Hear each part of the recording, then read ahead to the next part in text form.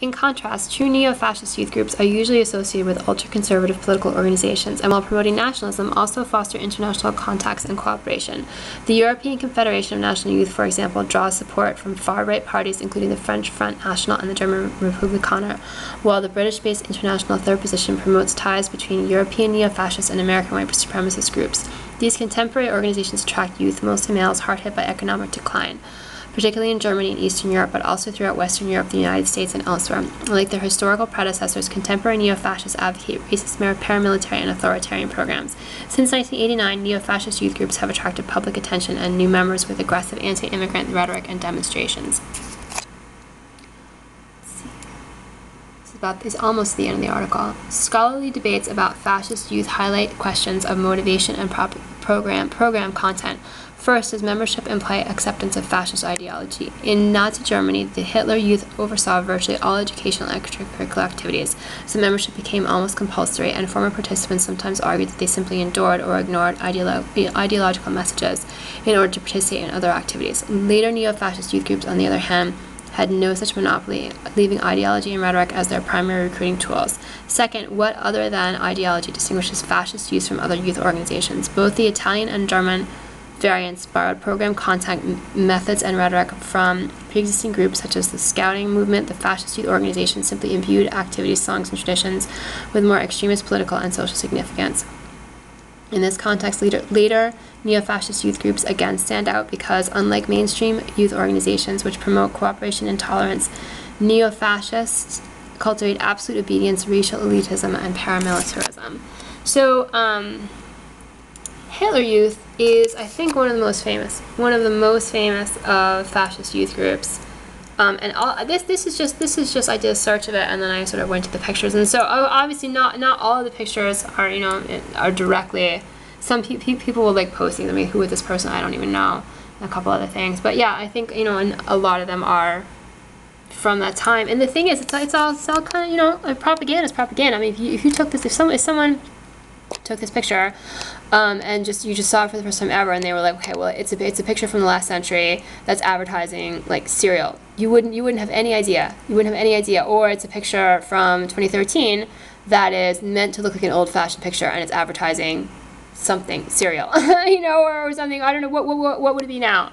Pop-Tarts. I don't even know. I don't want to be mean to the Pop-Tart people. I don't know. It's probably just total war at the Pop-Tart manufacturing, everyone who's involved in making Pop-Tarts, because it's like, there's supposed to be, this thing that kids have, everyone has, it's just, but I don't even know. Maybe I shouldn't even use that example, but it's just so sad. It's so sad. Everything that's happening is so sad, right? But it's like this, and this is the thing. I mean, it's like this. Here, you can be just like everybody else.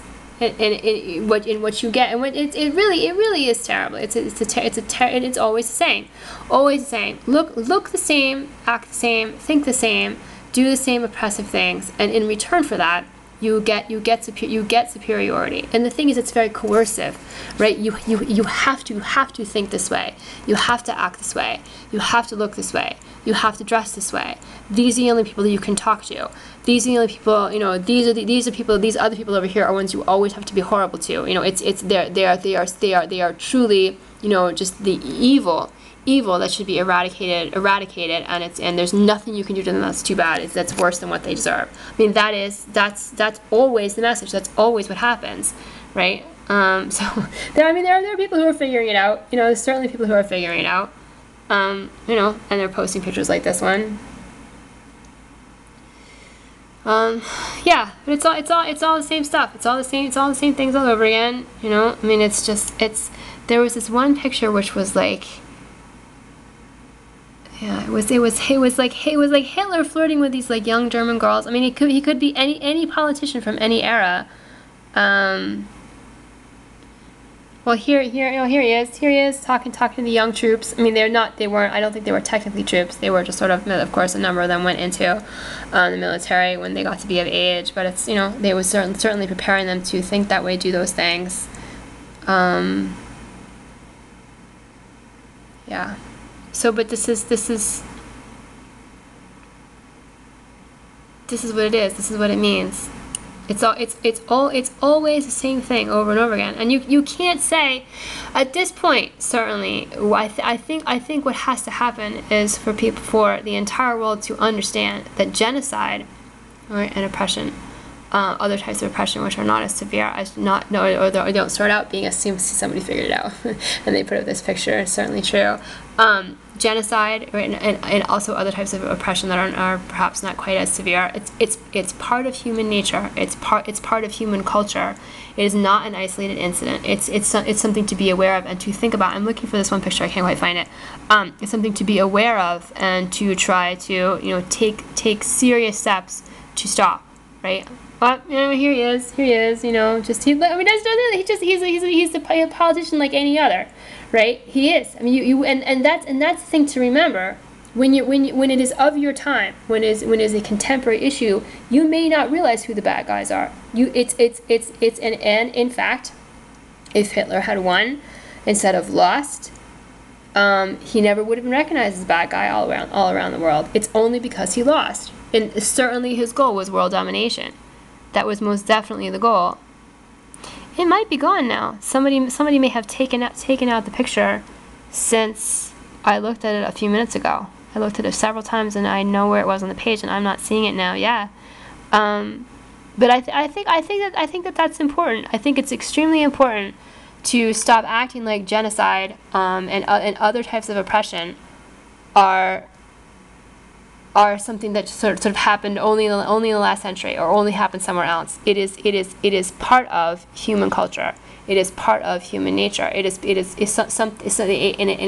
unbelievable, terrible social evil that has to be paid attention to, recognized for what it is, and to understand it can happen. It can happen anywhere. It can happen anywhere. It can happen at any time. Like any other type of it's like an illness basically, like anything else. Look at this girl, this pretty girl, right? And there she is. You would have no idea that she is, being indoctrinated to be a murderer, essentially a murderer. They all were. I think it's extremely relevant. Oh, here it is. Here's that picture. There's Hitler.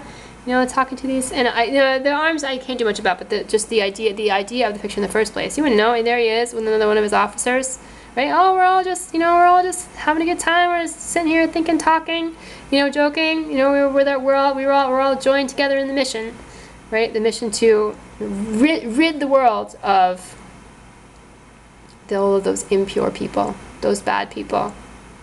Right, Jews, other people whom we've decided don't have the right to live at all.